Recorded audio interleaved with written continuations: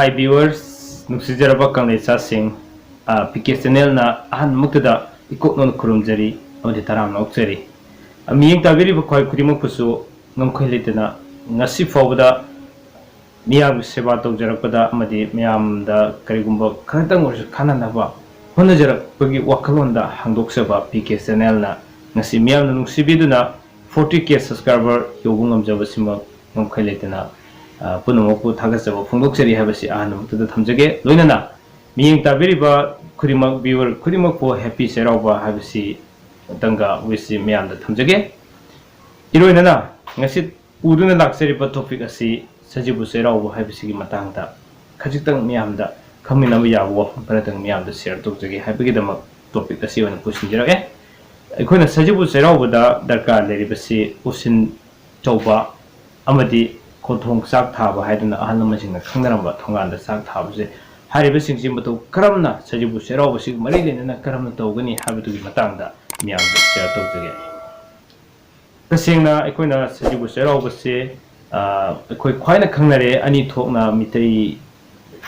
dharma chatpasingi ama abadi amana gauriya dharma chatpasingi ani thokna amna sajibugi nongma panwa lere amana April gi tang 13 sida ayamba adum pangthoktuna laknari aduna hariba sida aikoina mawangi sajibu nongma panbagidi ai mapungona thagaja hodre aduna Cheiraoba haibisigi common in lawjarakanda mato karamna pangthokani haibugi matangda si miyamda kitang share tawjage aikoina kummamagi ngamjaba atek ano sengbi sengba hairang lerang mairal mekroks akat sel yauna lining thoda kasaraba tungda thengnajaba lopuksaduna thong thakpa loraba matungda sem sadana ningthina waitai thoktuna thamlaba konthong wangada maira mengkru akat sel yauna katkani haibati ahanbada ikona sajibu Cheiraoba sida thong thakadriba mathel lokoi singsi yan han ikona yumgi isa isa yumgi lain thoda kachaduna kasaraba matungda hariba kasariba dumak ikona thong thakpa loraganda koina konthong wangda habidi get wangda koina ningthijana tai thokaba mafam amada haribida koina chaklen du katchagadabane adubo isam samna katlaga hekta khurumgadabane haribasida mamangai gi ahalaman singna de thambiramba laison tijon khram lei mapungoina sajibu Cheiraoba se koina ekogi konthong wangda leiriba laitin phattaba kya singsibo moki chak thabibane haidna so ko lobirame aduna haribasi ahlamansinna thambirambu wakhalongi matungina makoida chaksi karamna thagani koina karamna laison tinson togani habdusu miyamna thamjage mapungoina hariba laison asi karamna songani haiba matamda ai miyamna dum haijarage koina chaksi tharaba matungda songadaba laison dani ko miyamda thamjage Lamaba tumaba lamsengba tusengba saroi hanu koksau hanu lekham hanataba lai hanasiba lai konataba lai konasiba lai kumsi kumza asigi aribana khada thang anobana hekmai karakpa kumza asigi satliba lairemba lairembi punamakta nadare nasana naw aikoina nahakna ano opet tarat mathel lokoi hairang lerang jeri loksin diu ko napari namom sing jinjet palayat papibigano munu kongna yengbinu haina thongni jeri ha hung hai haidana khurum jagani sumna khurum jaraba matungda ikoina usin chin amamuk sinbiganeba usin chi mato karamna singini habda sumo hamda thamjage usin sinna matamda ikoina darkar leribasi kaina usin singani haba matamda nungna usin singani ba nungna karama nung aikogi yumdugi leriba misingdugi nung amamam loina thamgani haidare ko aikoina habedi misingdugi matungina nung masing thambigadaba aduna nung singse aikoina karam dogani haba matamda lining thoda yumgi lining thoda imungi mi masingda sanaba nung masa sing kayama lada haplaba matungda aikoina kasagada haidare ko aduna kasaraba matungda karamna thongni jagani khrum jagani ekhona lining thodu khrum jadurisi usin taw matam khrum jabagi mo ma taw du sumo karamna laison chongani habdu sum yam thamjage Lainingthau ibungo nahan nong lesem nuksem miksem ningaida ibungo